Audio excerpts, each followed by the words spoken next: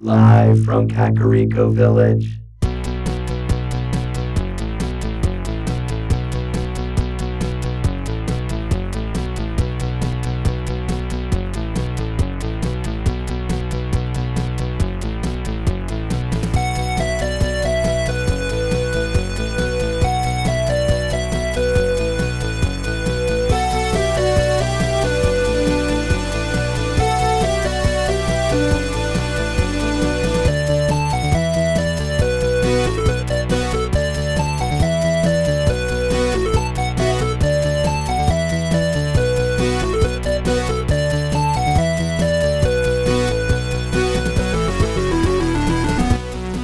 Broadcast throughout the Retroverse, transmitted to the real world via a maze of wires connecting a Super Nintendo to a Wii, to a Wi-Fi network, and finally to the Internet.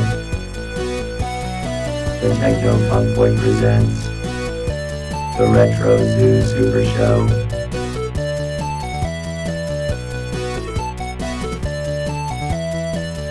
Now here are your hosts, Kai and Steven.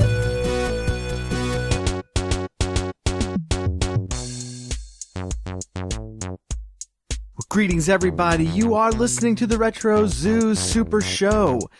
We have an interesting episode for you today, and this one was kind of off the cuff. I was actually planning on jumping back on the topic of the realm, which we will be getting back to in the very near future, but some stuff came up this week that I will talk about in just a minute. But before we do that, of course, this is Kai, as always. We are joined by our producer, Drum. Drum, how are you doing today? I am functioning normally. That's really fantastic.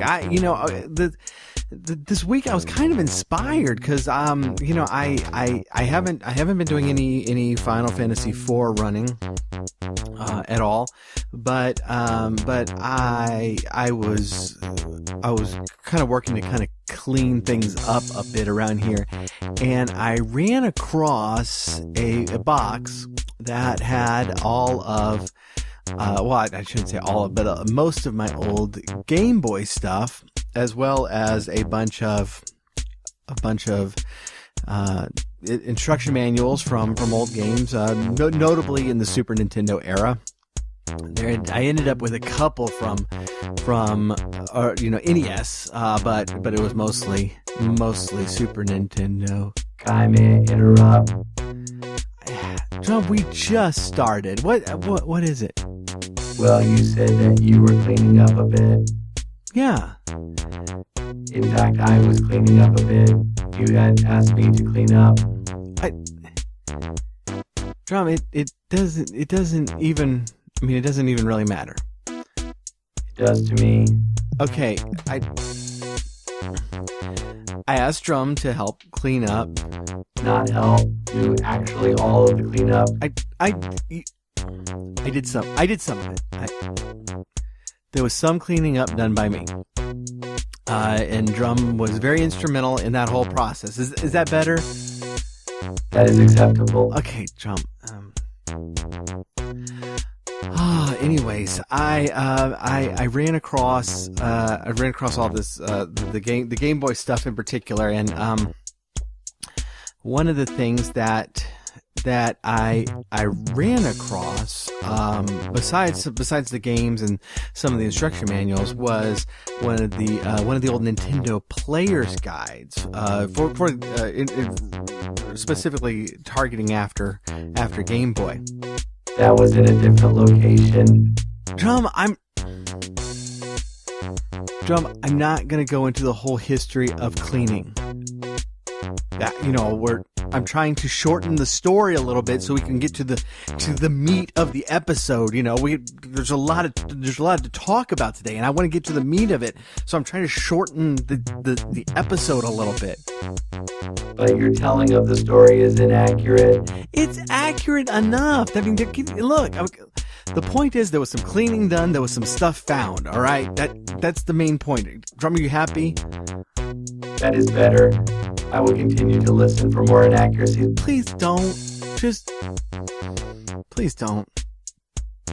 Anyways, all right, so this is a bunch of stuff that I knew that I had, but I just, after several moves, it goes from being in kind of a central location to a not so central location, and then the next move kind of never quite unpacked from the box, and then the next move in the corner of a closet because we didn't know what it was when I was unloading the truck. And that's kind of where these things ended up. So I knew I had them. I definitely knew I had them, but I didn't know exactly how, where they were or anything like that. But and I also ran across this GameBoy book, and so I wanted to talk about a lot of this today, because I honestly I put in my Super Game Boy into the SNES. And I grabbed some of these games that I haven't played in a very long time, and I had quite a bit of fun with them. And so I started peeking through the book, and this is really interesting. And so I really kind of wanted to dig into Game Boy a little bit, and just chat about the system itself and some of the stuff that I'm playing and getting into. And so this is not going to be on any particular game, and it's really not going to be on the system as a whole, but just kind of some of my memories and coming back to it and having a lot of fun with it. But really, before going into details about this book, I wanted to go into why I jumped into this, and certainly, finding this box of games was a big part of it. But I had actually only very recently listened to some podcasts and stuff on Super Mario Land 2, 6 Golden Coins. Listening to the podcast, I didn't recognize anything that was being said. It sounded really interesting. It sounded really cool. But I was kind of bewildered, because I was relatively sure that I had played this game and in fact owned this game. But the things that were being said about it, I didn't recognize, and I went into detail about how each section of the game. So there's 6 sections that you go to fight the main battle, but each section of the game has its own theme, is very distinct, which is one of those. One of the hallmarks of the Mario series since realistically. Even Mario 2 played a little bit with this, and to an extent, even Super Mario 1, but Mario 3 in particular, made these very distinct worlds, and in each world had a theme to it. And so 6 Golden Coins continues this theme, and I wasn't recognizing it at all. And what was being described as, Mario having the little bunny ears and stuff. And it's like, I'm just completely lost. And so I really started wondering, it's like, did I play this game? It was just this figment of my imagination that I played the game. Did I get the game and I just didn't play it very much? Because, this was 92, and the Super Nintendo had come out the year before. I was on board with the Super Nintendo quite nearly from day one, and so maybe this was kind of the wind down on my Game Boy games. I don't remember exactly when I did wind down, but I did. By the time the Super Game Boy came out, I was enough off of Game Boy that I did not get it. And so, there was that definite wind down as I was focusing much more, particularly on JRPGs on the Super Nintendo. And so maybe it was in that era, but I just wasn't sure. And so finding this box at this time was actually this great opportunity for me, because I immediately started digging through it. First of all, just to look at all the cool maps and stuff and posters from my Super Nintendo games, but also I really wanted to know, did I have this game? And sure enough, I did. And I plugged it in, and there's 3 save files. And like in Mario World, the save files tell you how many levels you have beaten. And the game itself has 32 levels total. And so, your most advanced save file can be 31. And then you go, defeat the final level. And so all 3 save files were at 31 levels. And so not only had I played this game, I had played it at least 3 times. And all the way through, apparently. And so I was getting really confused. And I loaded it up, and I recognized very, very little of it. And I'm still a little surprised at this, because Mario Land 1, I remember like the back of my hand. And certainly, Mario 1 being an older game, it's like the first 5 Nintendo games you get, and you just play the heck out of them, and you have these things memorized because these are the only 5 that you have, and so you just play the heck out of these games. And so certainly Mario Land was like that. I played that game a lot. I remember playing that and the Ninja Turtle Game Boy game just over and over and over again, and I was quite good at both of them and could defeat both of them quite easily back in the day. I remember actually being in school, and it was like the last day of class, and we were allowed to goof off a little bit, and a lot of us brought Game Boys, and somebody else had that Ninja Turtle game, Follow the Foot Clan, and didn't believe I could beat it, and so I just sat down in class and beat it. At that point in time, you can pick your stage, which is kind of a cool little feature of that game. Oh, we'll get into that in a little bit, but it's a cool little feature of that game. And so, it's not like I just sat there and played the entire game through.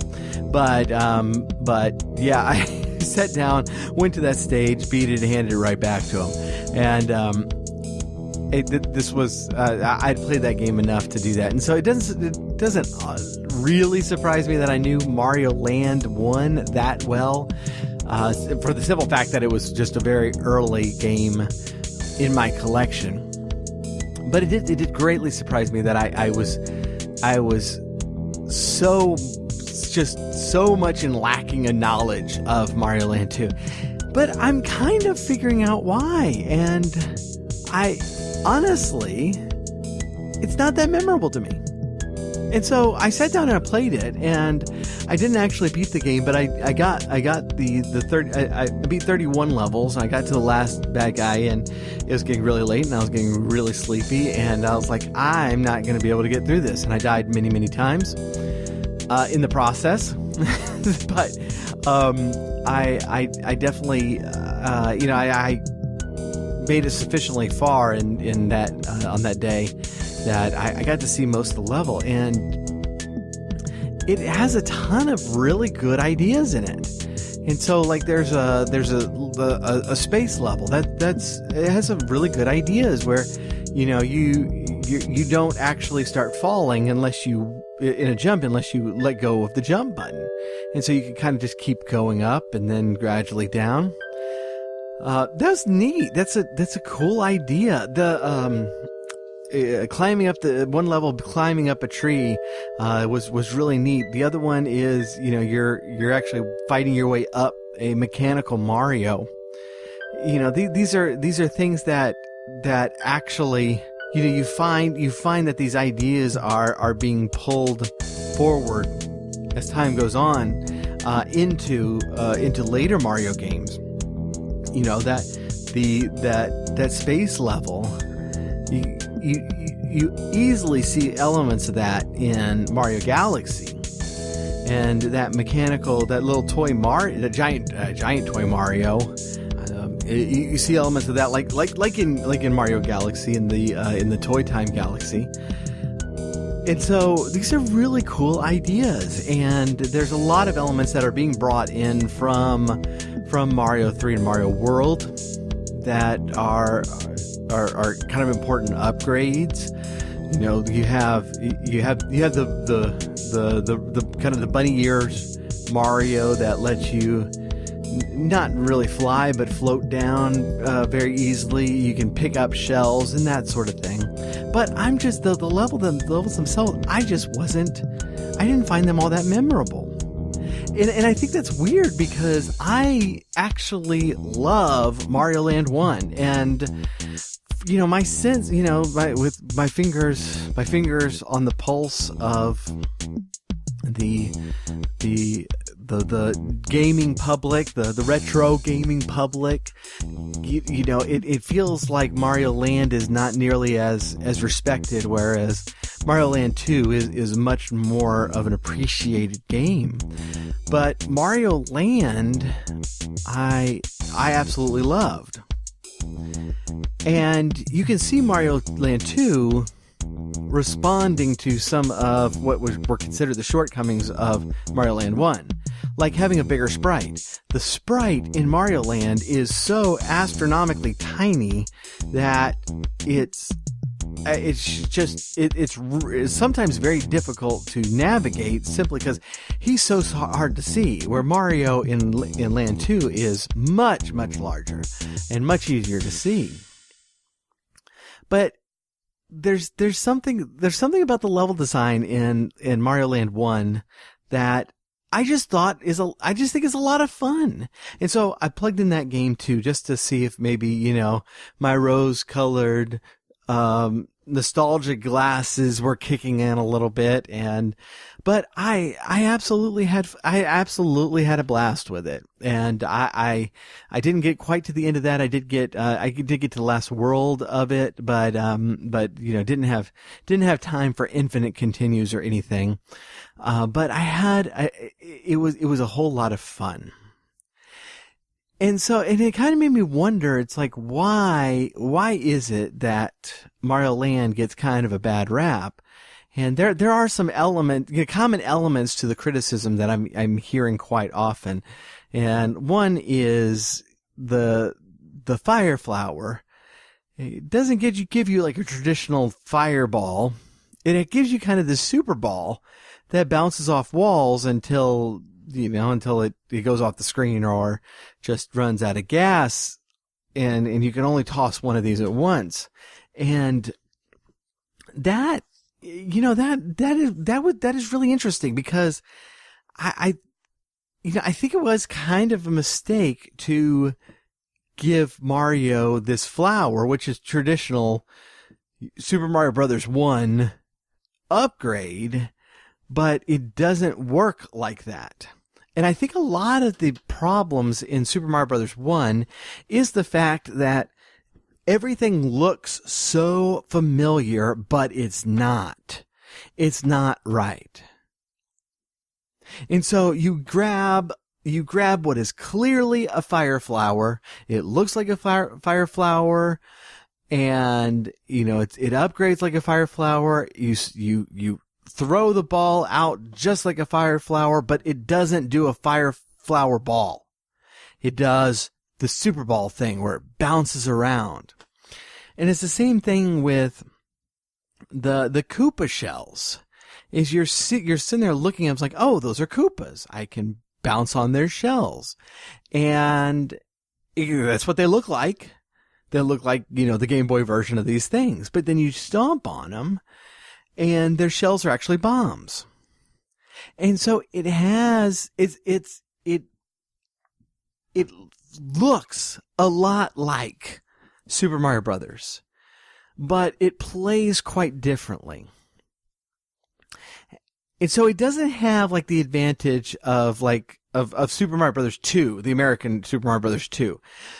That looks completely different. And so you're not expecting things to work the same way again, because it's clearly not the same game. You're actually looking at it and going, yes, this is familiar. I know how this works. Let's go. And you don't know how it works. So it takes some getting used to. But besides that, the game is quite fun. Both Mario Lands are pretty short. They can be taken down within a matter of probably not even an hour. Certainly not an hour on Mario Land 1. They're Game Boy games. There's not a ton of memory to put in these things, but the level design is a lot of fun. One thing I like about Mario Land 1 is a lot of the levels, even though they're side scrolling and there's only one screen, I appreciate the effort they made to kind of vary up the gameplay a little bit. So there's a level like in a submarine that can shoot these great missiles, and then the final level is kind of an airplane level, which is very similar, but it really breaks up the gameplay quite a bit. And those levels are fairly simple, but it turns the game into a shmup that is actually a lot of fun. And so these are some of the elements that I really liked about the game. The next one I put in was Teenage Mutant Ninja Turtles: Fall of the Foot Clan. This was an old favorite of mine. It's also, again, a very short game. It's a very straightforward game. It's a side scroller. Goodness, there's pretty much every turtle game is a bunch of foot soldiers jumping at you. And that's what this one is. And it's really fun. It's really fun for doing that. Very straightforward. I really like the animation of the turtles. I really like the graphics in the game. There's not a ton of story to it. It's April gets kidnapped and you go fight all the baddies that you fight in every other Teenage Mutant Ninja Turtle game, and I'm totally okay with that as well. It's one of those games that you can fly through very simply. In my first sitting, I made it to the second to last boss, who was Shredder, and I was down to my last turtle, and again, it was one of those things where it was later in the week, and it was just getting late, and I just did not feel like Shredder at the moment. I don't know. Have you ever done that where, it's like you're just playing a game for fun and you reach a point and you're like, this part of the game is actually fun, but it's just not going to be fun for me right now. And this is not the best time to tackle this. And so you just move on. And that's what I did. I certainly had nothing to prove. I've beaten the game countless times as a kid, but it was a lot of fun. And so that kind of brings me to the main thing I want to talk about today, which is the published by Nintendo Power in 1991, a book, the Game Boy Nintendo Player's Guide. Now this is a substantial early strategy guide. We kind of take strategy even published strategy guides, a lot of us are just shying away from now because there's so many resources available online, but the strategy guides in the U.S. were not really that common, and the first ones I really saw were a few for Nintendo Power. And going into the SNES years, there were a few official ones, but mostly what I saw were just really, really cheaply made unofficial guides, and they had good information in them, at least some of them, but they're just really poorly put together. You compare that to this. This is 176 pages, full color, bound, not stapled, but actually bound on the edge. It is a very well made book. It has survived this long without just completely falling apart. This is actually part of the second set that I remember from Nintendo Power. I think there might have been like one guide floating around before the first main set. But in 1990, and what these were was, like, if you subscribe to Nintendo Power for a certain amount of time, they'll just start sending you this stuff. And, Nintendo Power was really good about sending you free stuff because the entire magazine was advertisement. And that's well known. It was very, very well done marketing. Very well done marketing. And so they could afford to not make a ton of money on the magazine itself because they were making money by making kids want these games. And so the magazine was relatively cheap compared to a lot of the magazines. It was very well done. It was very well written. It was, the layouts were just great. And in 1990, if you subscribed, you got four books, that, kind of magazine style bound books that would come out in between the issues. And the issues at this time were coming out once every 2 months. And so they were like literally the first strategy guides that I really ran across. So what they were tackling was Super Mario Brothers 3. And now I wore that one to literal death. Like if I come across that book, half the pages are falling out of it. Ninja Gaiden 2, Final Fantasy, and then one that I did not deal with a lot, which was the 4-player extra. And that was just dealing with games that were multi-tap enabled. And I didn't have one of those, and I wasn't interested in those games anyways. And so didn't look at that very much. The other ones I absolutely loved. And these books were very well made. They were not, the pages were not glossy.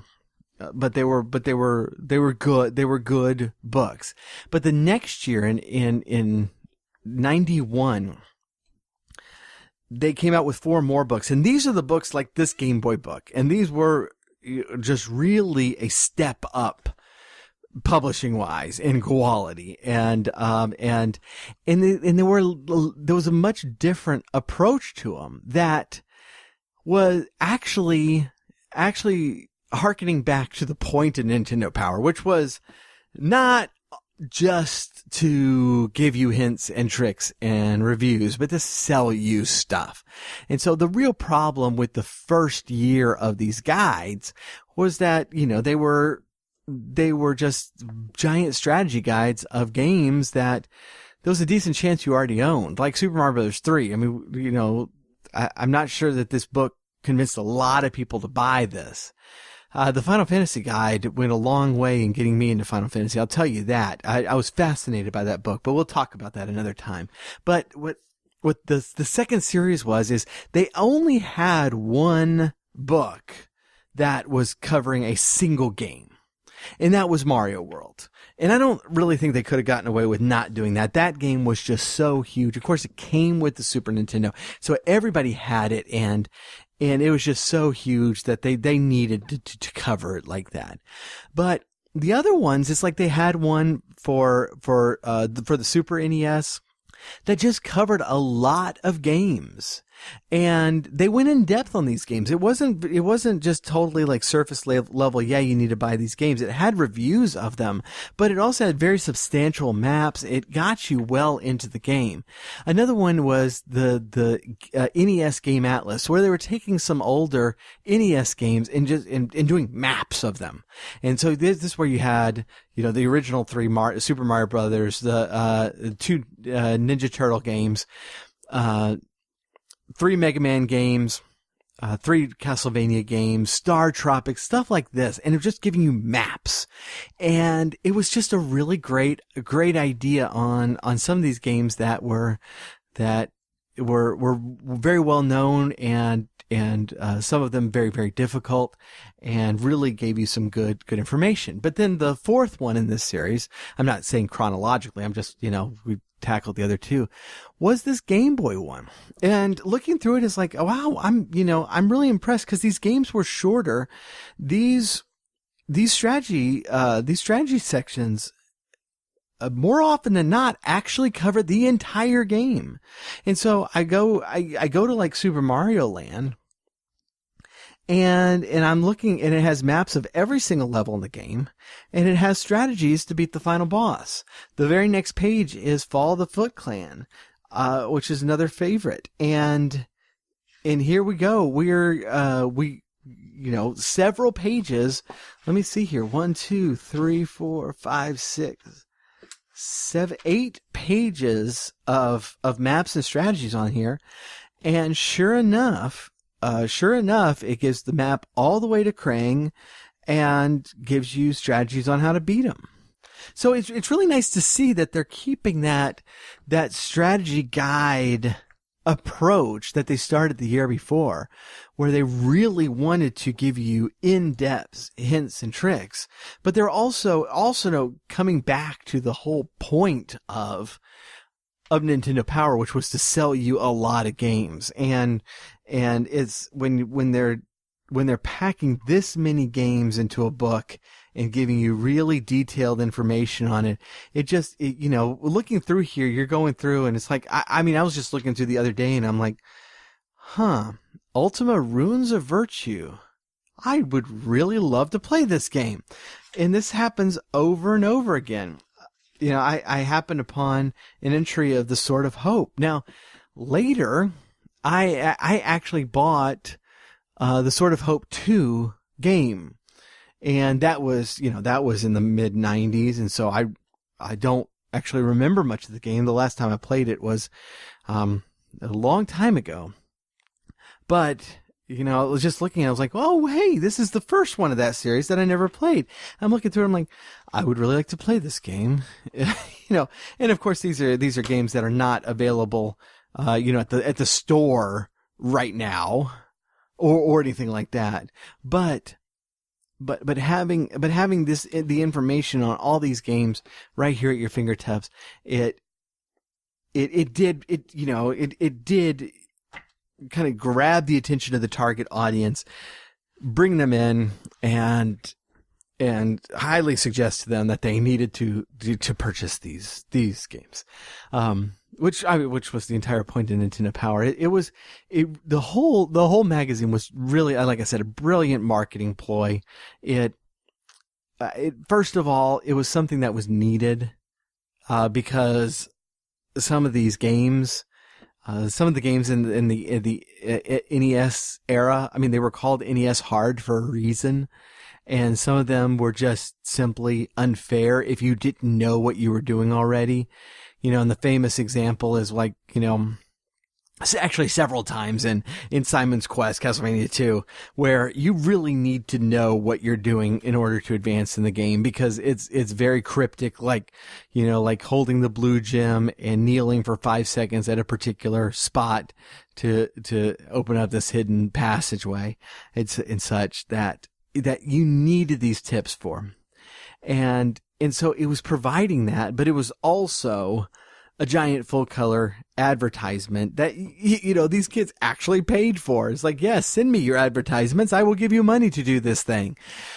And so it was really a fantastic, fantastic marketing. I got excited about more than one game because of Nintendo Power and all the stuff that they sent me. And in fact, and we've talked about this in previous episodes, that the whole reason I'm into JRPGs now is because my cousin got a free copy of Dragon Ward from Nintendo Power with subscription while I was over at his house, and we proceeded to play it for several days straight and just absolutely fell in love with it. And so I jumped on Final Fantasy II when it came out. And since I've been playing Final Fantasy II or Final Fantasy IV lately, I've been kind of wondering. It's like, I never did have a strategy guide for this. So how did I know this? How did I know to do this thing? How did I know that this was going to happen here? Because I didn't know about it. And I was like, well, maybe my cousin who got all these games before I did taught me. But now, as I'm looking at these player guides from Nintendo Power, I find out, hey, the SNES book had an in-depth review of Final Fantasy II. Now, I know that one didn't go till the very end, but at the same time, it's like, wow, this went into some detail, and this is probably why I knew some of the stuff that I knew. And I'm noting that book also had Draken in it. And if you've ever played that game, it's bewildering. And I know I didn't have this book when I first played Draken, and I rented it. I really want to find this book and find out if it actually explains this stupid game, because it's one of those games we'll have to do a review of it one day, but it's one of those games that it's like you're looking at it, it's like this really should be fun and it should make sense, but it's not fun and it doesn't make sense. But you want to like it because it's doing some stuff at the time that nobody else was doing, and it was very ambitious as a game. But it was also irritating. So yeah, all right. So we're actually a little bit late for the break. So let's jump on that. And when we come back, I got a special guest that we're actually going to talk about a little bit more of some of the stuff that I'm actually finding in this Game Boy book that I think you're going to be very interested in. So please do stay tuned. We will be right back with more on the Game Boy. Hey Drum, did you know that the Techno Funk Boy isn't just a group of podcast hosts that live inside a Super Nintendo? Really? That's right, we're also a band. Tell me more. We're a retro gaming inspired band that plays covers of classic video game themes, original game music, and other music in the style of classic games. That sounds great.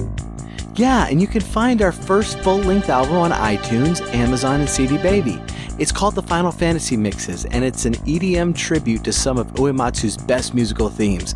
Check the episode notes for links or go to Techno Funk Boy to learn more. Techno Funk Boy sounds like the greatest band that has ever existed. I programmed him to say that. I'm back. Okay, and we are back, and we do have a special guest on the line today. This is Mel. Welcome. Thank you for joining us. Thank you for having me. You are a podcast host in your own right. You are the co-host of the It's Covered Insurance podcast with actually one of our sponsors, Paul Lytle, who is just a fantastic guy. I imagine him to just be warm and just kind of teddy bear like. Any comment on? I have to. No, speak I don't know about on the teddy bear like, but he's a nice guy, and yeah, he's pretty cool. So for those who are interested, I don't think we have a ton of overlap between gaming and insurance. But there's probably is some. So we will put a link to that to your podcast in there. What do y'all talk about on that show? Well, what we talk about is insurance, and I know that word exactly. Wait, what? That is what most people do when it comes to hearing about insurance, but. Insurance is fun because every time one of our customers calls up, we have a lot of fun talking about whatever their situation is. And so we try to share a lot of cool and fun stories with everybody. Yeah, I do have to say, and this was brought out in your, in episode 0 a little bit. The promise of funny claim stories is actually always worthwhile, but that is not our topic of today. As you know, this episode we've been talking about the Game Boy, and this was kind of inspired because I found one of my old Nintendo Power guides. I just talked about a little bit in the first half of the show about the Game Boy and had a lot of things in it. But you and I, we were actually looking through this and ran across something interesting that I don't think either one of us actually knew was part of the Game Boy at the time. Yeah. But okay, so there's actually five I guess games. Or we're gonna call them games. Just why not? 5 games that are listed in this book that are out from this company called InfoGenius. And I have to say, I did quite a bit of Googling about this, and I could not find a whole lot about these games except that they did exist, that they were a thing. You know, there are some like, you know, what's hilarious is they call them Let's Plays on YouTube, and let me tell the audience what we're talking about. So these are like these like organization, you know, educational guide type things that this InfoGenius did. So they did 2 language translators, one for French and one for Spanish, then a travel guide that and this is well, we'll get into the individual ones a little bit, but that a personal organizer and a spell checker, and these were games for the Game Boy. And so I'm seeing these videos on YouTube that's called Let's Plays, you know, because that's what we normally call them when we're playing a game. And it's just like people looking up how to spell stuff, and it's just fascinating to me. And so we actually got to talk about this a little bit, and just from this, and let me remind myself when this came out in 91, so this was pretty early. Wow! It seemed like the ambitions for the Game Boy were a little bit more than, you know, than I guess in our memory it seems like. Yeah, the Game Boy being so superbly put together and constructed, it lasted through, I guess, the initial thumb pressings of going through games, and then even once they kind of peter out a little bit, or you grow up or you get something else, they may have been trying to think of another use for it, because it definitely wasn't going to be broken, and it was going to work fine. Yeah, and I, you know, and I have to say, like the super long battery life of the Game Boy would actually make it a pretty decent candidate to do like a personal organizer on there. You know, like the other game systems where, they were just going to be drained of batteries immediately.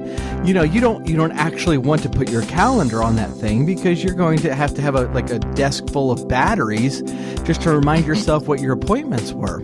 But the Game Boy lasted. I mean, the battery life on that thing was just so incredible that it actually, you know, could have worked for that purpose.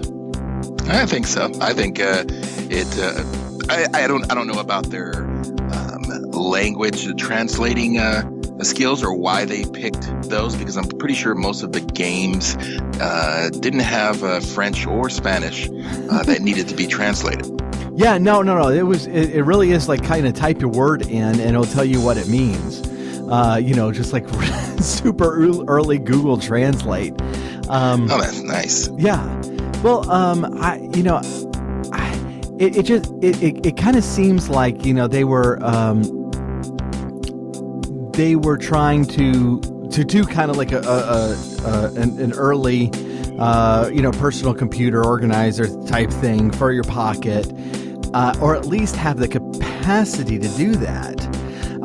But what turned very quickly, our conversation turned to how humorous it really would be to try to use one of these things in any sort of schooling or business context.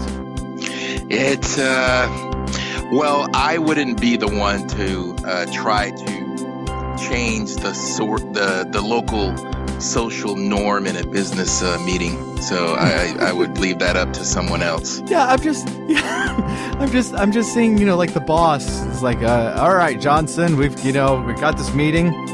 Got this very important meeting tomorrow at 8:30. I want to, you put this down. I want you to be there. I want you to be prepared.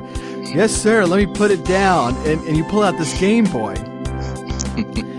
and all of a sudden, Johnson's off the project, right? You know, it's like, you know what, Johnson? Never mind. I think William's got this one. I wonder what the alert tones were. They had to be pretty fun. Well, that's the other thing. It's like, do you have this on the corner of your desk on all the time? Because like cell phones today, and obviously we did not have cell phone technology then. Obviously, we a lot of these, like PDA type stuff. were very simple. Did not have much functionality.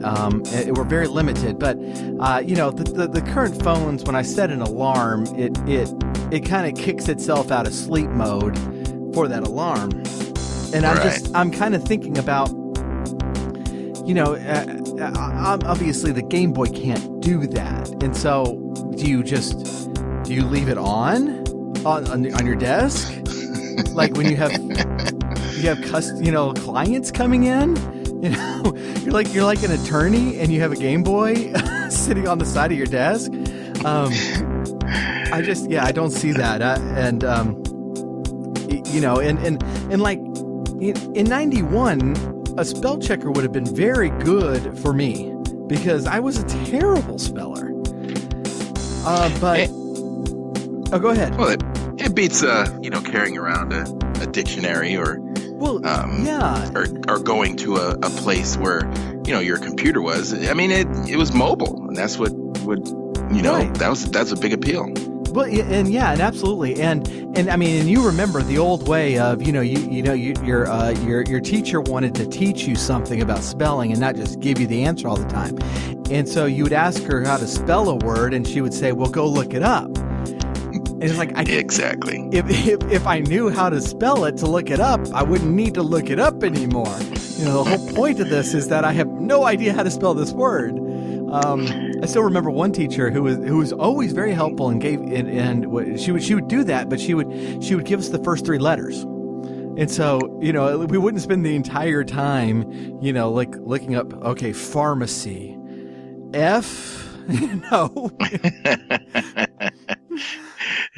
And then soon after that came it's not in here. Right, yeah. This dictionary is malfunctioning. It doesn't say, it didn't have pharmacy. That's a standard word, But so yeah, I mean, I would have loved this, but I don't know of a single teacher that would have bought, I need my Game Boy with me, for a spell checker, so I can look up words on it. I'm pretty sure that's not gonna. That wouldn't go over very well. I'd love to see those sales numbers to know how many they distributed. Well, and the great thing about this, as far as I can tell, and like I said, Google was not overly helpful to me on this. But as far as I can tell, this series stopped after these 5, by 91, these were all out and there were not going to be any more. And I'm sure there was a very good reason for that. I mean, I could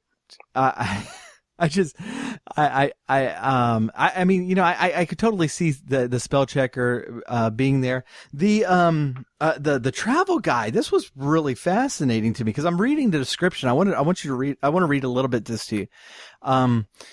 Now you can learn almost anything you want to know about any of the 15 most traveled cities in the nation. You can find what restaurants are nearby, what sports events are happening, or what sights there are to see. And as for hotels and restaurants, you can access listing by price, location, or both. Now, okay. That is not geared at a 6-year-old.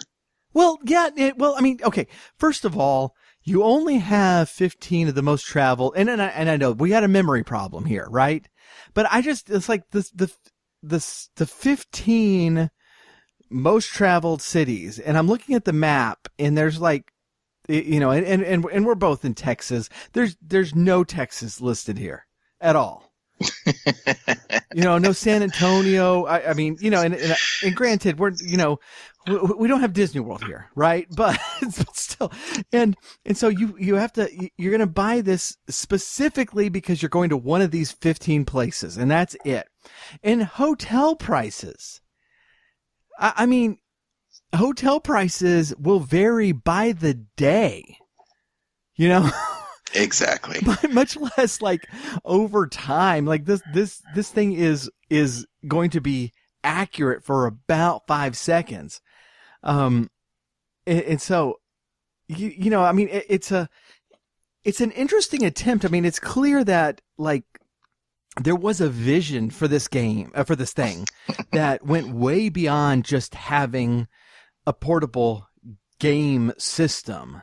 But I can't see that the technology was ready, or the reputation of the thing was ready. Cause I mean, you know, you're going through the streets of San Francisco, trying to find this restaurant that was recommended to you by a Game Boy. And, and I mean, what adult is going to do that? You know, it's that same attorney, right? That had it on his desk, reminding him of appointments. It's like, okay, where do we turn again? Boop, boop, boop, boop, boop. You know? Yeah. I just cannot picture it.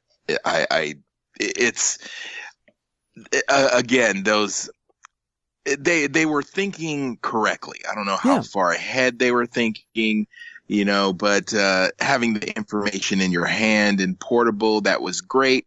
And I mean, that was probably the most portable and most popular device that was mobile at the time. And, you know, kudos for them trying it. It's just, wow.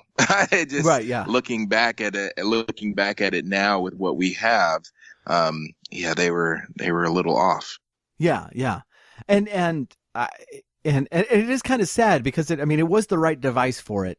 Being no backlight, you know, battery life out the wazoo. This is actually a good system for like a PDA, you know, functionality. You know, it's in the bright office light. This is actually something that would be really good organizer. But the reputation of it, the image of it, that this is, you know, this is a toy, you know, this is a portable video game, just ensured that it would never be used for that purpose.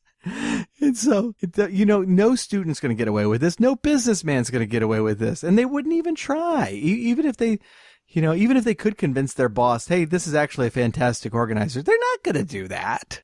Yeah, I can't see it. I don't know. We're in 91. Were soccer moms big back then? Maybe. I don't know if that's. You know, I can see maybe pulling it out of their purse because everybody thought that, oh, you know, maybe that's their kids or something. But I don't know. Maybe they're the only ones that would get away with it. Yeah, the spell checker I didn't mention. The spell checker does have a calculator on it. So yeah, you know, in the grocery store. Oh, how much is this flour? Boop, boop, boop, boop, boop. You know? There you go. And I'm totally making up those noises. I have no idea what kind of noise is on it, but I hope the buttons make the Mario theme noise because that would just make me happy. You know, it's like they put Mario in like everything, you know, then. Yeah. You know, he's the line judge in tennis. He's the ref in Punch Out. He's apparently a doctor who's like just flinging pills at you like the worst doctor ever.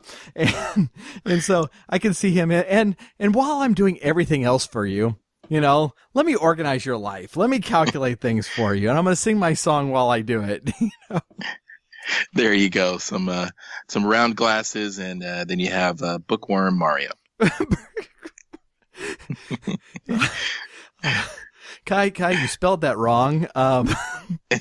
And that's not how those, you know, the sum of those two numbers. And you have an appointment at 2:00, and your teacher just confiscated this for the rest of the day. So you're gonna miss, you know, and okay, so this is what I was thinking of. It's like, you know, you're a student and you put the appointment with your tutor in this thing, right? And this is what I'm imagining. It's like, you know, the teacher sees it and confiscates it, right? And you call out and say, no, I have this appointment. And just in my mind's eye and how I'm imagining this playing out, your tutor is named Mario. And so you just start screaming out in the class, I have an appointment with Mario. I have an appointment with Mario. And I can't wait. I would love to have seen that note come home to the parents. You know? Yeah, and then the explaining of, well, this is what I've done, and this is what I use for school, and it's kind of like the comic book inside of the novel that you're supposed to be reading. Right. Sure, Johnny, sure. Right, yeah. You end up putting, like there's nothing else that you could disguise a Game Boy with. It has a very distinct shape. Even today, it has a very distinct shape.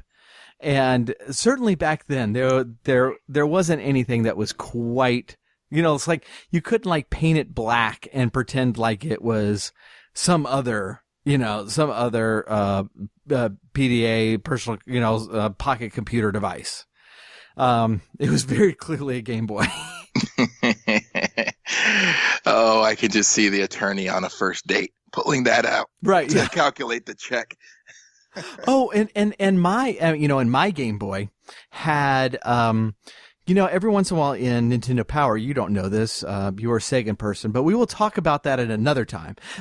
But in Nintendo Power, sometimes they would give you stickers that you could actually put on your controllers or something, and and they were measured out to fit the controller. And so my Game Boy actually had on the cover, on the front, this sticker that just kind of, I forgot what kind of scene it is. I took it off years ago, but it had some sort of scene to make it look distinct, and it was very colorful and early 90s ish. And so, yeah, the attorney with the sticker on it on his first date. Yeah. Wait, hold on. I got to make a note about a client of mine. Boop, boop, boop, boop, boop. Yeah. She just thinks you made up that career. Yeah. Yeah, that's when she heads to the restroom and climbs out the window. You really are an attorney. Oh yes. And you use this device for your lawyering. Oh yes, it's very helpful. Boop boop boop. Oh, lots of contempt of court charges. Right. Oh yes. How's the 25th for trial, Mr. Johnson? Let me check. Hold on. Oh, that would be horrible. Oh gosh, this is so awesome.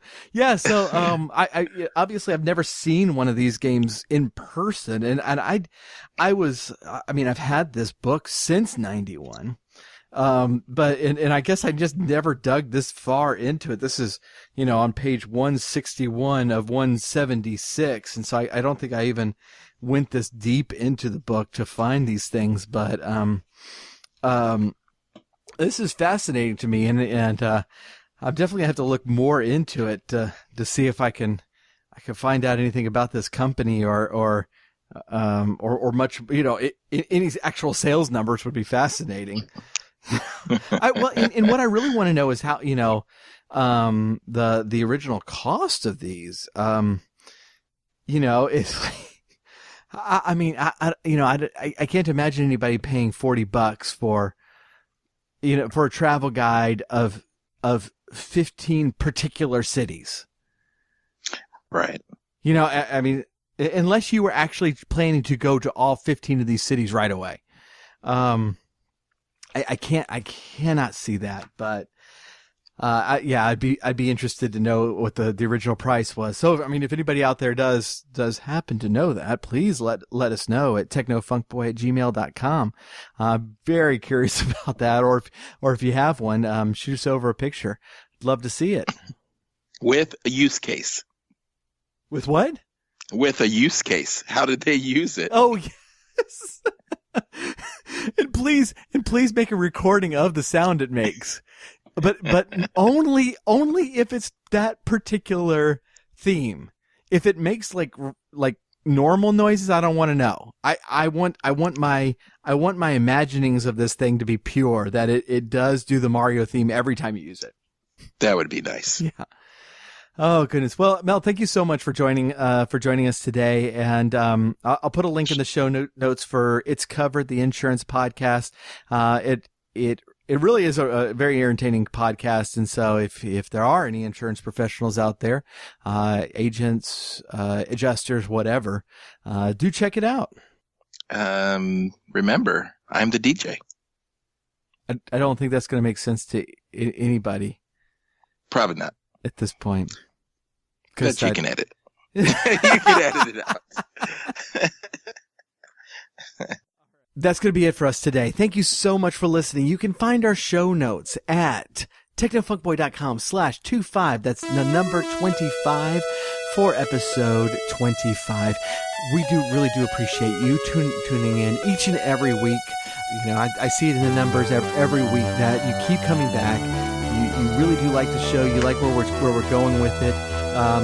And so thank you for coming back every week and listening to each and every episode. Please do tell a friend if you are joining us for the first time. We hope that you enjoyed the show. We will be back here next Friday, bright and early. We're uploading these as early on Friday morning as possible so that they will be ready for your morning commute and start your last day of the work week off right. And so we will see you next week, bright and early Friday morning. Take care, and thank you so much for tuning in.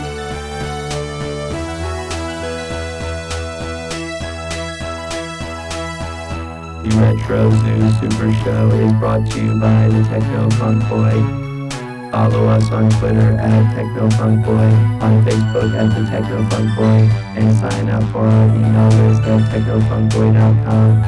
Also look for us on Spotify, iTunes, and Amazon for music. If you are so inclined, please leave us a 5-star rating and review on your favorite podcast catcher.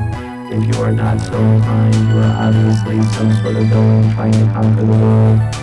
Unowned music and gameplay clips are used for educational and critical purposes. Thank you for listening, keep gaming, and once you have responsibilities that need to be done at this time, then you can game later.